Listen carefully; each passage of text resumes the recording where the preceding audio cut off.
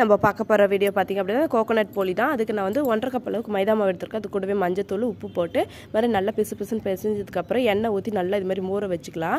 இது பாருங்கள் நல்லா எப்படி இருக்குது பாருங்கள், நிறைய எண்ணெய் ஊற்றணும். இப்போ இது கூடவே தேங்காவில் மேலே இருக்க அந்த ஓட்டெல்லாம் எடுத்துகிட்டு அரைச்சி எடுத்துக்கலாம். இப்போ நெய் ஊற்றி இந்த தேங்காவை அதில் போட்டு நல்லா இது மாதிரி வாசனை வர அளவுக்கு நல்லா வறுத்து எடுத்துக்கங்க. நல்லா சூப்பராக வாசனை வரும்.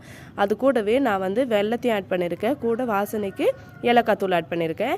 நீங்கள் வந்து வெல்லம் இல்லைன்னா தண்ணியாக கூட ஊற்றி நல்லா மிக்ஸ் பண்ணி கூட இது மாதிரி கெட்டியாக எடுத்துக்கோங்க. இது மாதிரி ரவுண்டு சின்ன சின்ன பிடிச்சி எடுத்துக்கப்புறம் ஒரு 20 நிமிஷத்துக்கு மேலே ஆகிடுச்சு. நம்ம மைதா மாவு இப்போ வாழை இலையில் எண்ணெய் தடவிட்டு இப்போ இது மாதிரி ஷேப் பிடிச்சி வச்சுட்டு அதில் அந்த பூர்ணத்தை வச்சு இது மாதிரி நல்லா இது பண்ணிக்கோங்க. எக்ஸஸ் அதுக்கு தான் அந்த ரவுண்டு மேலே பிடிச்சி கிள்ளி எடுத்துக்கலாம்.